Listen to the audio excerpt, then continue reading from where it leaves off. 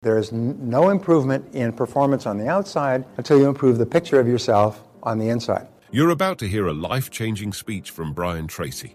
Relax, take notes, and watch this entire video so you don't miss anything that can have a huge impact on your life. You've heard of self-image psychology that says that we always perform on the outside the way we see ourselves performing on the inside. There is no improvement in performance on the outside until you improve the picture of yourself on the inside. One of our friends, he asked me quickly if I could show him how he could be more effective in karate competitions, and I gave him a three-part way of preparing his mind, which we'll talk about later, which consists of affirmation, visualization, and physical stance. And he said he walked in totally transformed from being nervous and uneasy and unsure in competition. He won 2 silver medals the next competition. He said it was unbelievable. He said it's unbelievable the difference that making a very quick transition in your thinking makes before you go straight into competition. This, by the way, makes a powerful difference just before you go into making a sales call or applying for a job. You can bring about a very fast transition. We'll teach you that method a little bit later. But your self-image is important. All improvement in your outer world begins with an improvement in your self-image. That's why if you want to be thin, they say you have to think thin. What you do is you get pictures of people with fabulous bodies and you take a photograph of yourself and put it over their face and put it on your refrigerator and put it on your main mirror and put it in your briefcase. So every time you see this fabulous body, there's your face staring back at you. And your subconscious mind takes a photograph of it and says, aha, this is what you're supposed to look like. And your appetite starts to diminish and your appetite starts to change and you start to become more interested in healthy foods. So it's really quite amazing. We'll go into this at great depth. Your self-esteem is how you feel about yourself. And this is the most important of all discoveries. One of the great pioneers, by the way, of self-esteem psychology is Nathaniel Branden. Nathaniel Branden has written about it. He's 81 years old. I had lunch with him on Tuesday in Los Angeles. He's not well, but I read all of his materials 30 years ago. And he did some of the pioneering breakthrough work on self-esteem because his conclusion is, and my conclusion even before meeting him, was that your self-esteem is the determinant of your success and happiness in life. It's the most important thing of all. The best definition of self-esteem is how much you like yourself. How much you like yourself. I had a woman come up to me recently. She said, when she heard that from me, she said, she kept trying to say, I like myself. Your self-esteem can be built up by saying, I like myself, I like myself. And she couldn't say it. She said her mother treated her terribly when she was growing up, and she hated herself. She hated herself, she said, and then one day she had a breakthrough, and she said, I don't like myself, I love myself. I love myself. And it was, she said it was like the sun coming up. She felt so happy, and all the old bitterness and resentment just fell away, and she just walked around just feeling happy that she loved herself. So say it. Say, I like myself. I like myself. I love myself. I love myself. Now, wonderfully enough, every time you say, I like myself, your overall self-concept goes up. As your overall self-concept goes up, your ability to perform and your levels of effectiveness in every area of your life go up as well. So the more you like yourself, the better you do in every single area. The more you like yourself, the better a salesperson you are, the better a parent you are, the better a boss you are, the better a friend you are, the better you do any skill, the better you learn, the better your memory is, the more creative, the more ideas you have. And when you have high self-esteem, I call this the reactor core of your nuclear personality. When your reactor core goes off, it explodes and you become the best person you can possibly be, and you are just happy. And the more you like yourself, the more you like other people, and the more they like you back. The more you like yourself, the more you really like others. You see, people will often say, well, what about people who have too much self-esteem? No, there's no such thing. People who are arrogant or pushy or overbearing are not people with high self-esteem. They're people with low self-esteem engaging in compensatory behaviors. People with high self-esteem have basically, they're okay with themselves, and so what they do is they get out of themselves. They're no longer preoccupied with themselves. What are they thinking about me, and oh my God, did I do the right thing? They're quite happy with themselves, so they're into you, and they're able to focus on you. I don't know if you remember when we were in high school, there were kids who were always really popular, and everybody flocked around them like bees to honey. If you look back over the years, you realize those kids all had high self-esteem. They came from really positive families, and they were just really happy kids, and all the other kids wanted to be around those kids. And they were the presidents of everything, and the head of the teams, and the heads of the student body. Everybody wanted to promote those people and wanted to be like them. Because when you really like yourself, you like others, and you make others feel good about themselves. And you can achieve this by just saying, I like myself, I like myself, I like myself. We used to say, when you get up in the morning, you start saying, I like myself, I like myself, I like myself, like pumping yourself up, I like myself. And as you go through the day, you say, I like myself, I like myself, I like myself. When I first learned this, I'd say it 10, 20, 50, 100 times a day. My self-esteem was so low, I used to say I was so far behind, I thought I was first. And most of us start off with low self-esteem as a result of mistakes that parents make, and we'll talk about all this. So your self-esteem is the core of your personality. It's the most important thing of all, and the more you say, I like myself, the more your self-esteem goes up. You have a major reversal or disappointment or setback, or somebody's rude or dishonest with you, say, wait a minute, I like myself, I like myself, I like myself. And when you say, I like myself, because your mind can only hold one thought at a time, the words, I like myself, cancel out all negative thoughts. You can't say, I like myself, and have a negative thought at the same time. So moving on, we say that you were born as pure potential. When a child comes into this world, they are unique and different from any other child that has ever existed. And we say every child comes into the world with a high need for love and touching. For love and touching. When your children are infants, they cry a lot. And one of the reasons that they cry as an infant is not necessarily because their diapers are wet or because they're hungry, is they're trying to find out, am I safe? Am I in a safe world? Am I in a secure world? Am I okay? And when the parent comes and picks them up and hugs them and touches them and talks to them, then they register at a deep level, I'm okay, I'm safe.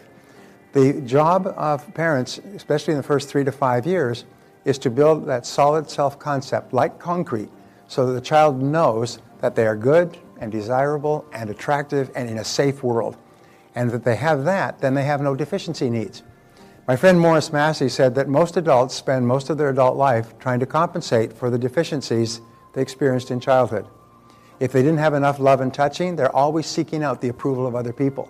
If they didn't have enough reassurance, they're constantly insecure as adults. Whenever you see an adult that is having problems, you see a problem that took place in the first 3 to 5 years. And almost invariably, it was a lack of love. A lack of sufficient love. A psychologist, a friend of mine, said if you take all of modern psychology, it can be summarized in this, is that all psychological problems stem back to love withheld. Love withheld at the critical formative times. So we say that every child needs love like roses need rain. They need sunshine. They need roses and rain and sunshine. And you cannot give a child too much love in their formative years. You cannot overdo it. There was some schools of thought said, well, you'll make this child dependent or you'll make the child a sissy. Au contraire, the exact opposite happens. When you lavish your children with love when they're young, they grow up strong and self-confident with high self-esteem, positive self-images. They feel terrific about themselves. Lack of love causes all the deficiencies that we see in adult life. The challenge is, if you look at the inner cities, and I just read a study on this, is that many of the mothers with multiple illegitimate children are also drinking and smoking dope, and the kids have no support, no encouragement. They have no nothing, and so they're set up for failure as adults. Another thing that's even worse is that sometimes one or both parents are so busy that they don't have time with the children. Did anybody see the King's Speech, by the way? Do you remember that really interesting part in there where he's asking him about his childhood, and they said he was the nanny. What did he call the nanny? Was a name for her. Anyway, the nanny would take care of them all day long and then bring them and present them to the parents for a short time each day in the evening and then take them away. And they said, and the nanny would always pinch him so he would cry and the parents wouldn't want to have anything to do with him. And so he grew up with this stutter and this tremendous sense of insecurity. Does anybody remember this? If you haven't seen the King's Speech, by the way, it didn't win all the Academy Awards, including Best Picture, by luck. You watched the movie, and you knew that no other movie had a chance. All the other movies were just good box office entertainment. When you watched that movie, you could not believe it. It was so good. And all of his problems with stuttering went back to love withheld in childhood. His father was a bastard. And his father, it even comes out, his father had been extremely aggressive and destructively critical toward him. So his father, the king, was extremely aggressive and critical toward him and berated him continuously. So he just had this terrible stutter. He came to becoming the King of England and almost incapable of speaking. And This King's Speech is, what a great picture. All right. Children are born with two attributes. The first attribute is they are fearless. Children come into the world totally unafraid. In fact, children only have two fears when they're born, the fear of loud noises and the fear of falling. Some parents think it's funny to drop the child, drop the child quickly, and the child screams and goes like this. They think it's funny. You can set up within the child a trauma in early childhood where the child can be afraid of falling, afraid of distances, afraid of spaces, afraid of stairs, afraid of all kinds of things by simply dropping them because they think it's funny. And of course, loud noises. Loud noises shock the child and scare the child. So you want to create an environment where those two don't happen. And this is experienced in the words, I can. I can. The words of fearlessness is I can. I can do anything. They run around, they touch, they taste, they feel, they grab knives, they run out into traffic, they're unafraid of it. They don't know enough to be afraid. Anybody who's ever raised children knows that for the first 10 years of your life, you have to prevent them from killing themselves because they're little suicide bombers. I mean, they just don't understand the danger that exists. We have a swimming pool, and just after we'd had our first child, some friends of ours who also had a child, she was on the phone, talk, left the doors open, the little baby crawled out into the backyard and into the pool and onto the cover on the jacuzzi and crawled into the cover and, of course, fell, and the cover then closed over the child. Talk on the phone, talk on the phone. The child was dead 30 seconds later. And, of course, the family never recovered from it. The husband and wife never recovered. They eventually divorced. It was just a terrible thing because they didn't realize you don't leave children alone. Our children were not alone for 10 years. They were never out of the sight of an adult for the first 10 years because children can kill themselves. There were bars and bolts, and Barbara still has bars and bolts on the door. She doesn't want me to go out. But the thing is that children are unafraid of anything in their formative years because they don't know enough to be afraid. The second attitude that they have, the second attribute they have is they're completely spontaneous. They laugh, they cry, they peep, they poo, they do anything they want. They're completely spontaneous, which is expressed in the attitude, I don't have to. I don't have to do anything. They're completely free spirits when they're children. So the ideal child comes into the world, they are completely fearless and completely spontaneous. And so our natural birthright is to be unafraid and uninhibited. To be unafraid and uninhibited. And we go back to the principle of control. Where do you feel most in control? In the situation where you can be both unafraid and uninhibited. When you're with people that you know and love, who know and love you, so you cannot say the wrong thing, and maybe you've had a little bit of wine or a lot, and you just become completely unafraid and uninhibited, and you're relaxed, and you're spontaneous, and you laugh, and you have a great time. This is your normal birthright. This is what all children are meant to be. And unfortunately, children learn in two ways. The first is they learn by imitation, especially of their parents, of one or both parents. Many children, surprisingly enough, will imitate one parent, and some other children will imitate another parent. We will almost see them as the mirror. Mostly the female children imitate the mother, and the male children imitate the father.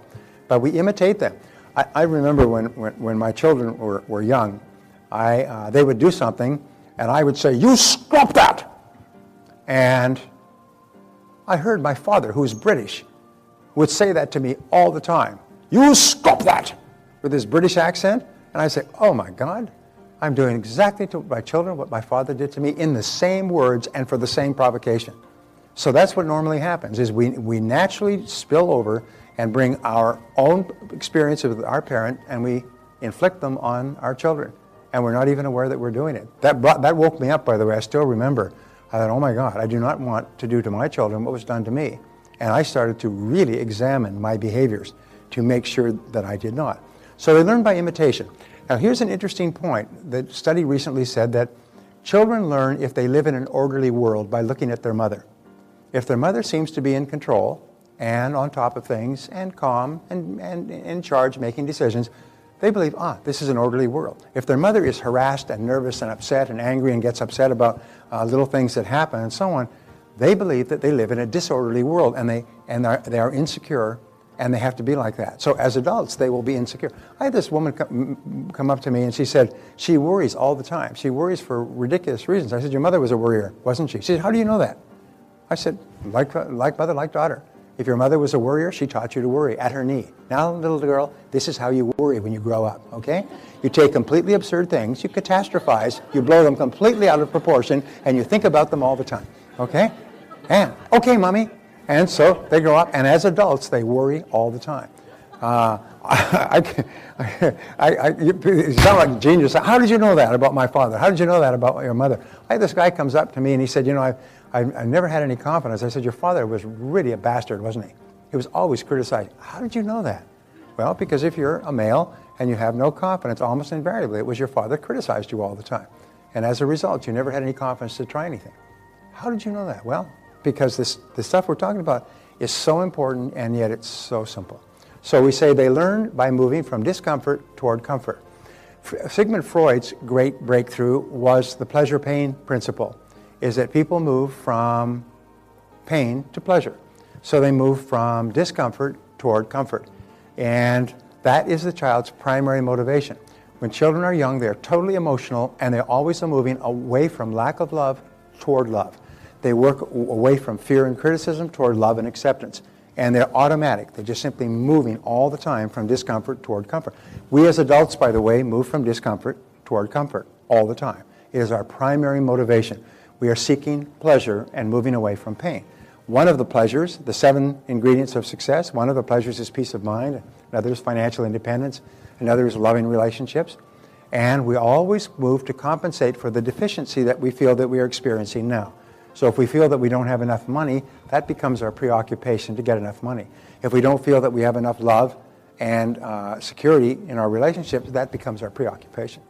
So very early in life, children begin to develop negative habit patterns which have their roots in destructive criticism. Now, where do these negative habit patterns come from? The first one they come from is destructive criticism. It's used by parents to direct and control their children. Now, destructive criticism happens when the child is told, don't, get away from there, stop that. How many times have I told you? Whack, slap, punishment.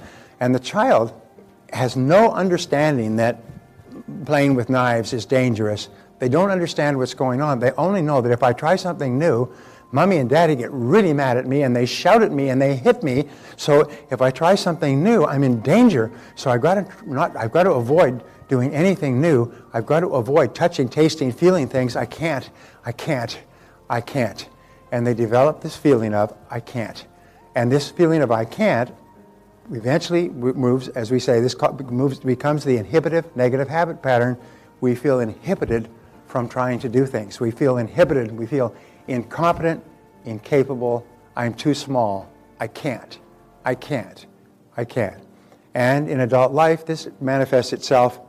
This pattern triggers the response of I can't, which creates the fear of failure. And the fear of failure is the greatest single obstacle to success in adult life. It's not that we cannot do extraordinary things with our lives. It's just that we have such fears, and the fears are irrational. They're not based on anything. They're based on childhood experiences. General MacArthur once said, there is no security in life, there is only opportunity. But unfortunately, the bottom 80% of the population are preoccupied with security. And even into the top 20%, and they think about security all the time, and they're traumatized about taking risks. Here's an interesting discovery about the fear of failure. I can't. And that is that the fear of failure is expressed in the body.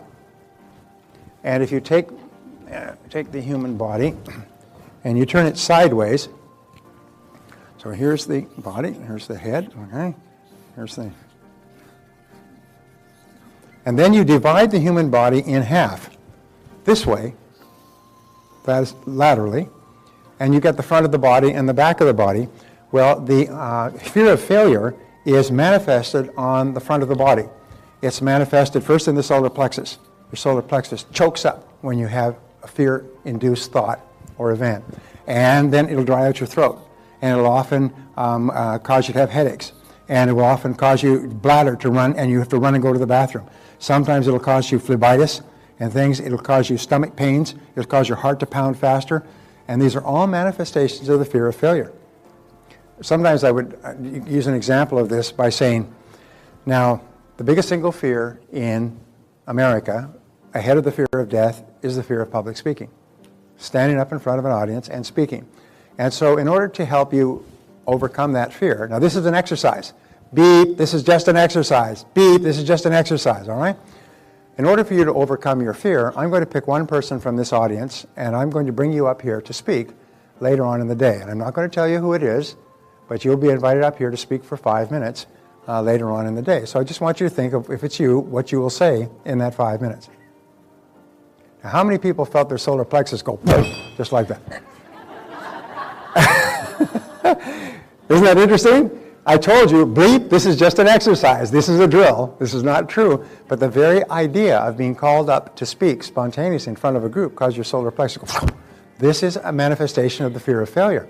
Imagine what happens when you're given a business opportunity or an opportunity for a new job or a new promotion or even setting a new goal and committing yourself to embarking on a new course of action, to paying money to do something that you haven't done before, to learn a new subject. You would choke up all the way here. Pretty soon you can find yourself tossing and turning at night. What if I said I'm going to call you up tomorrow? You don't know who it is, but I'm going to be one of you, and I look at you like this, and I give you a big smile, so you think, oh my God, he's looking right at me. It's going to be me. Do you know what would happen? You'd be tossing and turning all night, thinking, oh my God, what if it's me? What if it's me? Well, you see how irrational it is? I've told you I've told you this is an exercise. It's only a drill, but even the thought of it would cause you probably to be awake at night. So this is where you experience the fear of failure. I just write FOF. I used to write follow up and close when I would say, now the third part of selling is follow up and close. I write FU and close, and I realized it didn't look too good on paper. Anyway, so we say the next habit pattern is the compulsive negative habit pattern.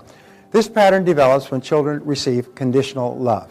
Let us even say when children are the victims of conditional love. This is love that is not given unconditionally. It's given, taken away, given, taken away, given, taken away. Children respond with, I have to please other people. And so instead of saying, I don't have to, I can do anything I want, is children start saying, I have to. If I don't do this, parents say, if you don't, you're going to get it. You better do this or else. If you don't do that, you're in big trouble. And so children who are traumatized about losing the love and security of their parents start thinking, I have to do what mommy and daddy want. I have to do what they want, or they'll get mad at me. They won't love me. I won't be safe. I'll be in great danger. And so what they do is they start saying, I have to. I have to do what mommy says. I have to go now. I have to do this. I have to do that. I have to. Children who have been the victims of conditional love grow up with what is called hypersensitivity. And as adults, they are hypersensitive to the opinions of other people. They can't do anything without getting the approval of others. They've got to ask other people. What if somebody disapproves? What if they don't like me? What if they're mad at me? And so they are actually like a deer caught in the headlights when it comes to anything new or different. They're paralyzed. In selling, for example, the most important quality in selling or in entrepreneurial business is the quality of boldness. It is the quality of actually getting out there, Brett, you know what I'm talking about, and doing it, right? Instead of talking about it and planning for it. And the fear of rejection, the fear of criticism, the fear that other people may disapprove is so traumatizing that it causes people to paralyze and not try anything new or different. So, the compulsive negative habit pattern creates the fear of rejection and also the fear of criticism. This fear of rejection is experienced by adults as type A behavior. Now, there are many people here who have what is characterized as type A behavior. I'll talk about this in greater length tomorrow. But type A behavior is an obsessive desire to earn the approval of the boss. We can never earn enough approval from the boss. I've had people working for me who could have the best year in history, be #1 in the history of the company, and on January 1st, they feel that they're starting all over again. They feel that they have no success, no approval, and they're always scrambling. And what happens with type A behavior is you are trying to perform to what is called an undetermined high standard. In other words, you never know. You can never get there. You can never reach the point where you can relax because you never did get the unconditional love that you needed, and you can never get it from your boss. But we'll talk about that tomorrow. So we say that if you repeat over and over again, I like myself, your self-esteem increases and your fears will diminish. Now, this is one of the great breakthrough thoughts. If you can imagine that everybody has high levels of fears as a result of childhood experiences, and your mind can only hold one thought at a time, imagine your emotions like a teeter-totter is as your self-esteem goes up, your fears go down.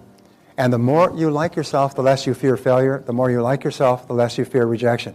The more you like yourself, the more you realize that if you do fail, it doesn't mean you're a failure. It means you tried something that didn't work out. One of the things we say is, remember, there's no such thing as failure, there's only feedback. And there's no such thing as failure, there's only feedback. And obstacles come not to obstruct, but to instruct.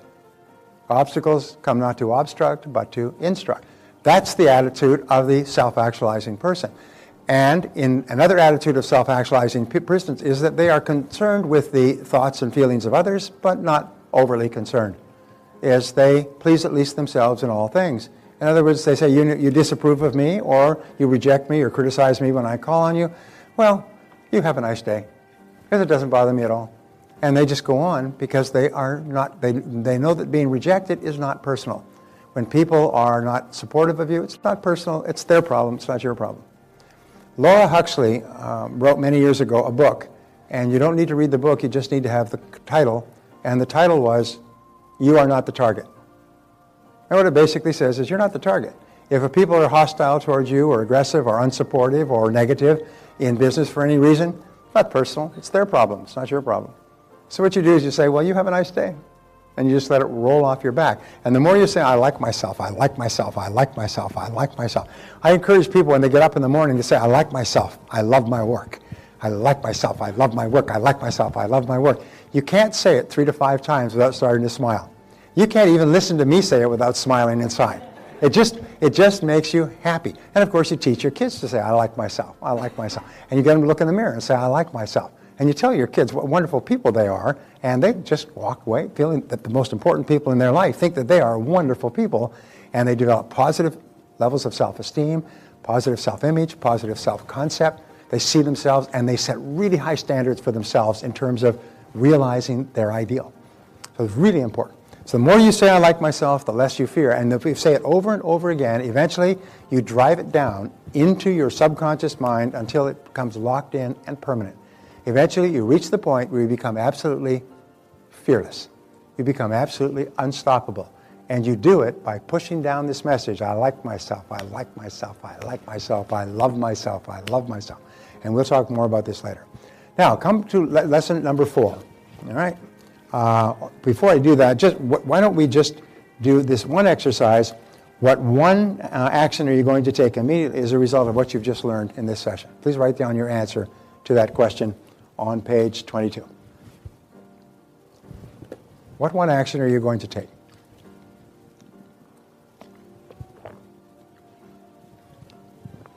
Or what one thing are you going to do differently? And you can just write, I'm going to say I like myself 100 times a day. Now, if you're going to say I like myself, I do not suggest that you do it in public washrooms or in crowded elevators.